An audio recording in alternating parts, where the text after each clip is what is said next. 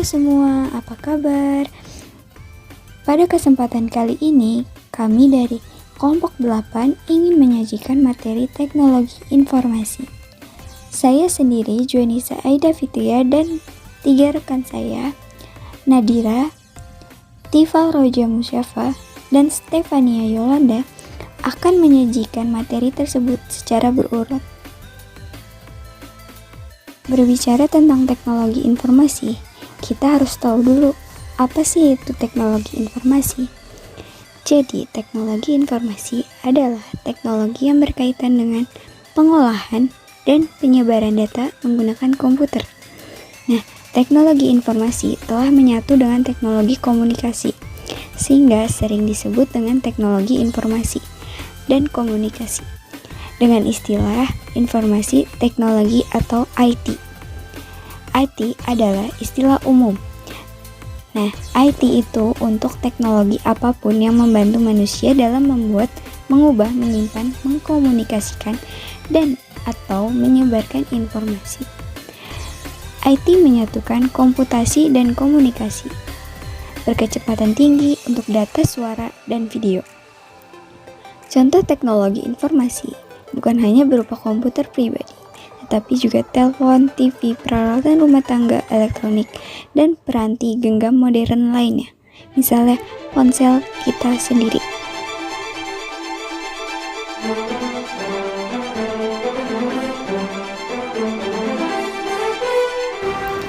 Selanjutnya ada sejarah perkembangan teknologi informasi yang terbagi menjadi beberapa masa. Yang pertama ada masa prasejarah, yaitu sampai dengan 3000 sebelum Masehi. Pada masa prasejarah, informasi yang didapatkan ataupun informasi yang akan diberikan digambarkan pada dinding gua, bebatuan, tebing, ataupun tanah yang memiliki kontur keras. Kemampuan mengidentifikasi benda ataupun hal-hal yang ada di sekitar lingkungan pada masa prasejarah tersebutlah yang akan mengkomunikasikan sebuah informasi. Selanjutnya, manusia prasejarah diketahui mulai membuat dan menggunakan alat yang menghasilkan bunyi untuk berkomunikasi. Selain berkomunikasi, alat-alat seperti gendang, trompet dari tanduk binatang, asap, dan lain sebagainya juga digunakan sebagai penanda ketika bahaya datang. Yang kedua ada masa sejarah, yaitu 3000 sebelum Masehi sampai dengan 1400-an Masehi. Pada masa ini terbagi dalam 8 bagian, antara lain yang pertama pada masa 3000 sebelum Masehi. Dimulainya masa sejarah dan para manusia sedikit banyaknya sudah dapat mengeluarkan suara dan berbicara. Informasi digunakan sebagai bagian dari ritual ataupun upacara tertentu. Manusia mulai mengenal simbol atau tulisan untuk berkomunikasi dan memberikan informasi. Bangsa Sumeria merupakan penemu pertama dari simbol dan tulisan tersebut. Mereka membentuk simbol dan tulisan itu dari piktograf sebagai huruf dengan penambahan simbol seperti titik atau bentuk lainnya, sehingga berbeda bentuk maka berbeda pula maknanya. Yang kedua, tahun 2900 sebelum Masehi. Bangsa Mesir kuno telah menemukan dan menggunakan huruf yang disebut hieroglif untuk setiap ungkapan yang banyak terdapat pada batuan, bangunan hingga pada kulit-kulit kayu dan hewan. Yang ketiga pada tahun 500 sebelum Masehi. Jauh setelah bangsa Mesir menemukan hieroglif sebagai media penyebaran informasi, digunakan pula tanah liat untuk menulis. Cara penggunaannya adalah dengan menggesekkan atau menggoreskan lempengan tanah liat pada sebuah media atau alat yang terbuat dari serat pohon papirus yang tumbuh di sekitar Sungai Nil. Penggunaan serat pohon papirus sebagai alat atau media untuk menuliskan informasi ini. Kini serat pohon papirus ini kita kenal dengan istilah kertas. Yang keempat pada tahun 1455, memasuki era manusia yang bisa dibilang hampir modern, dilakukanlah upaya untuk menciptakan mesin cetak yang terbuat dari plat besi yang dibentuk sedemikian rupa sehingga menghasilkan huruf. Johann Gutenberg adalah orang yang pertama kali mengembangkan mesin cetak dengan plat besi ini. Lalu Johann Gutenberg mengganti plat besi tersebut dengan bingkai yang terbuat dari kayu. Yang kelima pada tahun 1830, Auguste Lady Byron bekerja sama dengan Charles Babbage membuat sebuah program tulisan pada komputer dengan menggunakan mesin analytical yang didesain untuk menerima data, mengolah data dan menghasilkan bentuk keluaran data. Mesin ini akhirnya dikenal sebagai komputer digital pertama, meskipun penggunaannya masih menggunakan sistem mekanis dan menjadi awal mula terciptanya sebuah komputer digital. Pertama 94 tahun kemudian yang diberi nama ENIAC 1. Yang keenam pada tahun 1837, Samuel Morse bersama Sir William Cooke dan Sir Charles Wheatstone mengembangkan telegraf yang menggunakan kode Morse. Pengiriman informasi ini menggunakan kabel sebagai penghubung antar tempat yang berjauhan, dengan waktu pengiriman dan penerimaan yang hampir sama. Yang ketujuh, pada tahun 1861, ditemukanlah sebuah metode untuk menampilkan informasi yang berbentuk gambar. Agar gambar tersebut dapat bergerak, sebuah sistem program bekerja dengan cara memproyeksikannya ke dalam sebuah layar. Penemuan ini merupakan awal mula ditemukannya teknologi film, yang terus berkembang setiap tahunnya. Yang kedelapan, pada tahun 1876, Melville Dewey mengembangkan penulisan desimal, dan pada tahun 1877, Alexander Graham Bell mengembangkan telepon untuk digunakan secara umum. Edward Muybridge pada tahun yang sama juga menemukan fotografi berkecepatan tinggi. Hingga akhirnya pada tahun 1899, pertama kalinya digunakan sebuah sistem penyimpanan data yang berbentuk pita magnetis. Yang ketiga, pada masa tahun 1900-an. Selain itu, pada masa 1900-an, teknologi informasi makin berkembang pesat hingga saat ini. Seperti pada tahun 1923, Zworykin menciptakan televisi untuk pertama kalinya, dengan bentuk tabung dan berukuran cukup besar, dengan pewarnaan yang masih hitam putih.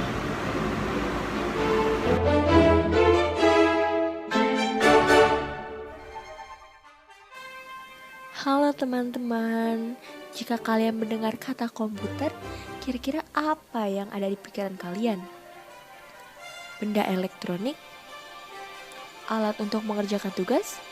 Atau lainnya? Tentunya komputer sudah menjadi bagian dalam kehidupan kita saat ini. Tapi tahukah kalian bahwa komputer memiliki sejarah perjalanan yang terbagi menjadi generasi-generasi? Untuk itu sekarang kita akan membahas berbagai generasi selama perjalanan komputer.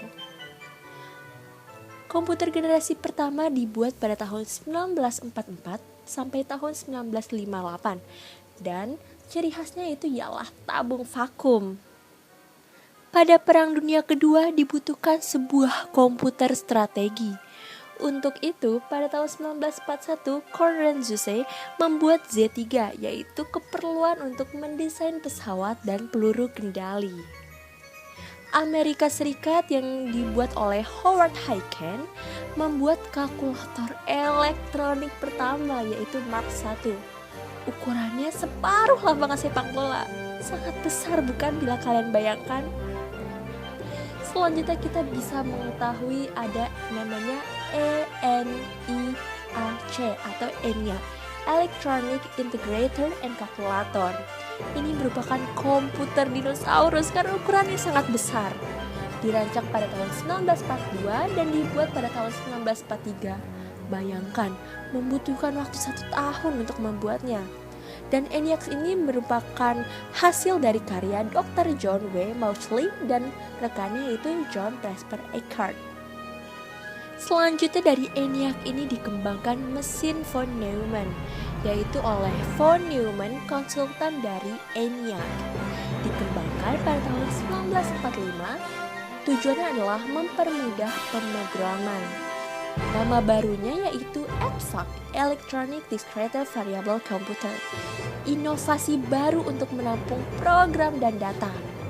Selanjutnya kita bisa mengetahui UNIVAC atau Universal Automatic Computer 1 yang dibuat oleh Remington Rand dan komputer komersial pertama yang ada.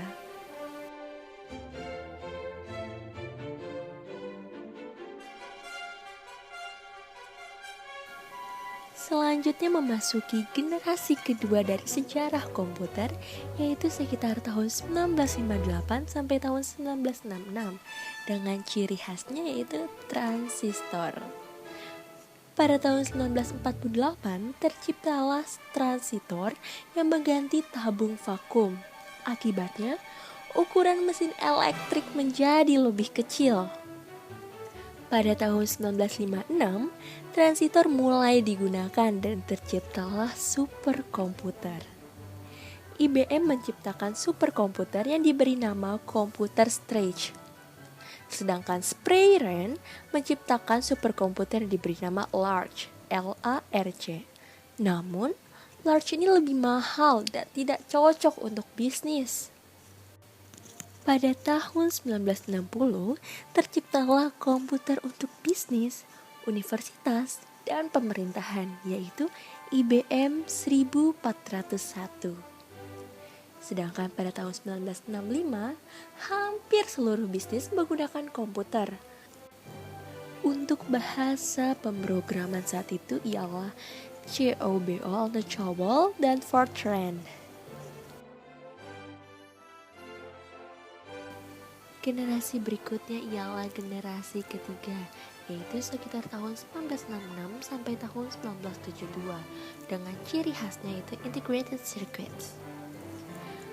Generasi ini merupakan tahap perkembangan paling pesat dari kemajuan era komputer, yaitu era tahun 1966 sampai tahun 1971-an. Hal ini diakibatkan ditemukannya batu kuarsa atau quartz rock.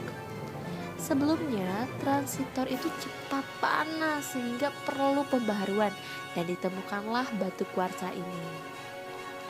Tokohnya yaitu Jack Kilby, dia itu menemukan IC atau Integrated Circuits pada tahun 1958. IC mampu mengkombinasikan 3 komponen elektronik ke dalam sebuah piringan silikon dari pasir kuarsa, atau bisa kita sebut bisa memadatkan banyak komponen. Nah, IC sendiri itu menghasilkan chip tunggal yang disebut sebagai semikonduktor. Ukuran komputer pada generasi ketiga ini adalah jauh lebih kecil daripada generasi pertama dan generasi kedua. Selanjutnya, operating sistemnya dapat menjalankan berbagai program dalam satu waktu. Setelah itu, punch card dan printout diganti menjadi monitor dan keyboard.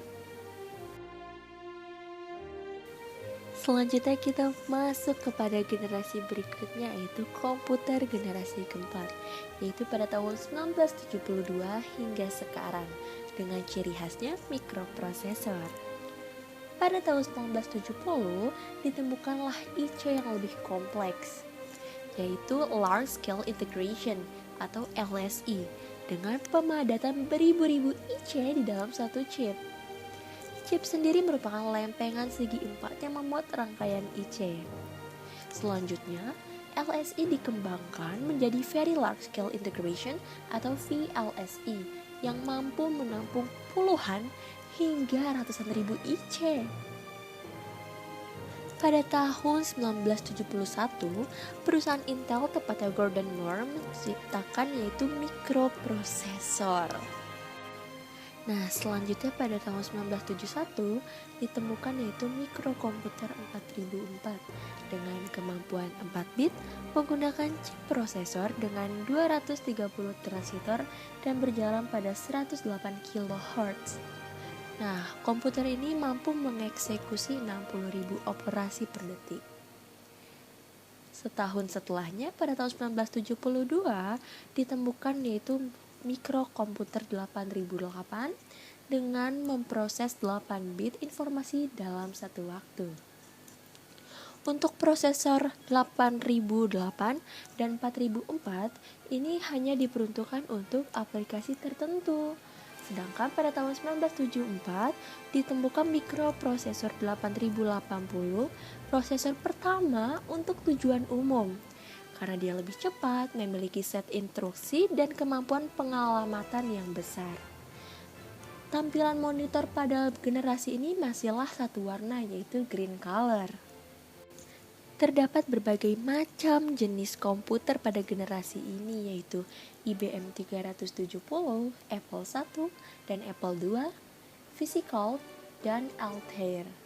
Macam-macam komputer tadi masih menggunakan prosesor Intel 8080 dengan operasi sistemnya CP/M dengan menggunakan bahasa pemrograman Microsoft Basic. Pada generasi ini belum ada PC compatible. Selanjutnya kita masuk kepada tahap komputer generasi terakhir, yaitu generasi kelima, dengan rentang waktu sekarang hingga selanjutnya. Salah satu ciri khas dari komputer generasi ini yaitu artificial intelligence atau kepintaran buatan. Nah, pada tahap ini, komputer generasi kelima menggunakan mikroprosesor dengan teknologi ULSI atau ULSI, yaitu kemampuan pemadatan 10 juta komponen.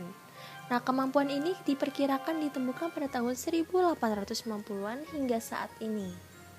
Ciri-ciri lain dari komputer generasi kelima itu menggunakan parallel processing dan artificial intelligence. Parallel processing merupakan kemampuan untuk menyelesaikan pemrosesan sangat banyak dan lebih cepat tentunya. AI generasi kelima pada masa tahap permulaan dan sangat sederhana. Contohnya itu face recognition. Nah, salah satu keunggulan dari komputer generasi kelima yaitu efektivitas dan efisiensinya sudah meningkat pesat. Tentunya kualitas grafisnya juga meningkat pesat. Kapasitas RAM juga semakin besar. Adapun berbagai komponen pada komputer generasi kelima yaitu pertama ada ULSI atau Ultra Large Scale Integration, yaitu kemampuan pemadatan hingga 10 juta komponen di dalam sebuah mikroprosesor. Selanjutnya ada Artificial Intelligence atau bisa disingkat menjadi AI atau juga disebut kecerdasan buatan. Selanjutnya kita bisa mengetahui ada yang namanya teknologi superkonduktor, yaitu memungkinkan aliran informasi dengan kecepatan tinggi. Selanjutnya juga ada interface yang lebih user friendly, contohnya mouse dengan sensor optik, mouse tanpa kabel atau menggunakan wireless, serta mouse sensorik dan monitor layar sentuh. Hardware komputer pada generasi ini sudahlah jauh lebih kecil, compact, ringan, dan relatif murah, akan tetapi jauh lebih canggih. Selanjutnya mulai dikembangkan natural language understanding, yaitu pengembangan teknologi yang memungkinkan komputer dapat mengerti bahasa manusia. Selanjutnya, tipe-tipe komputer pada generasi ini adalah komputer desktop, laptop, notebook, ultrabook, dan chromebook. Salah satu contoh-contoh dari komputer pada generasi ini yaitu IBM PC 5150, BM 5140 PC Comfortable atau laptop, Macintosh 128K, serta MacBook.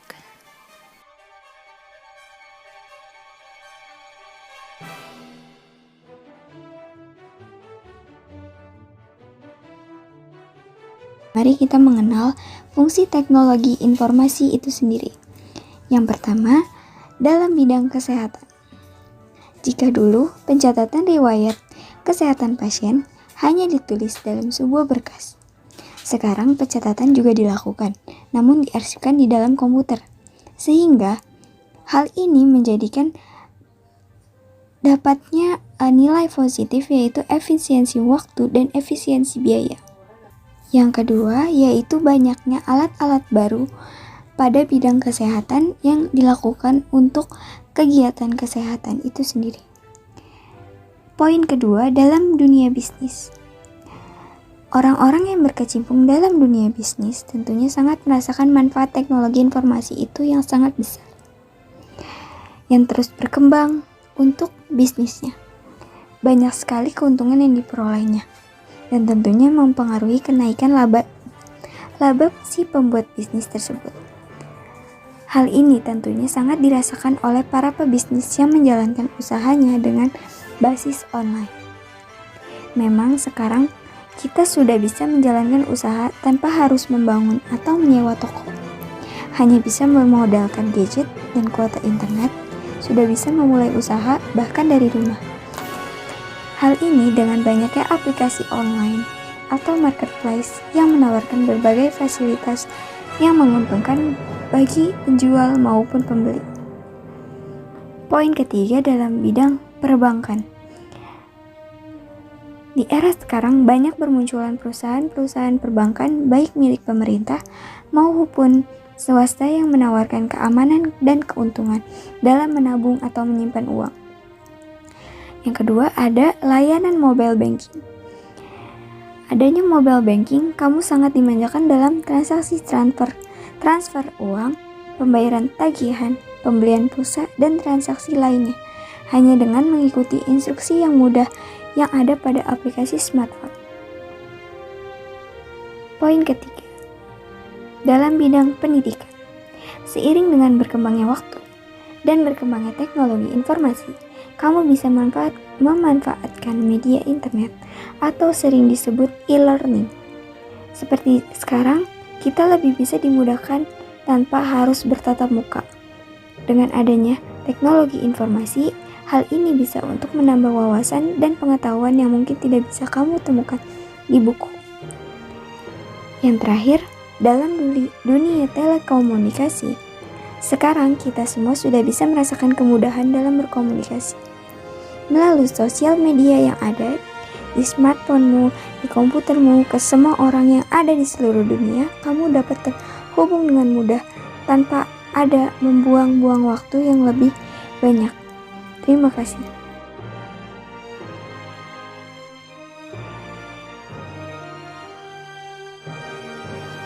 Di tengah maraknya penggunaan teknologi informasi, tentunya diiringi pula dengan dampak negatif maupun positifnya.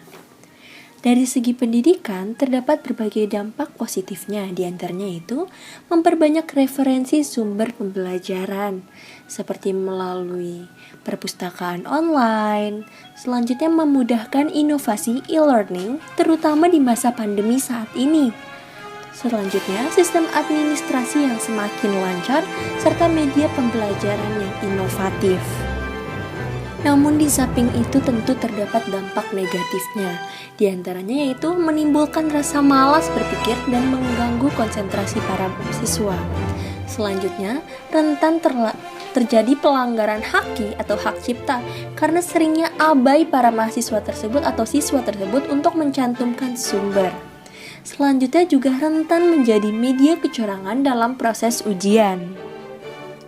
Sedangkan dari segi kepemerintahan, terdapat dampak positif yaitu efisiensi administrasi dan informasi publik. 2. Mempermudah transparansi pemerintah terhadap masyarakat. 3. Mempermudah antara koordinasi dari tingkat pusat ke tingkat daerah. Namun di samping itu tentu terdapat dampak negatifnya, yaitu diantaranya maraknya kasus cybercrime terhadap situs kepemerintahan. 2. Penyalahgunaan untuk kepentingan politik. 3. Rentan terjadi pembobolan data krusial negara seperti data kependudukan. 4.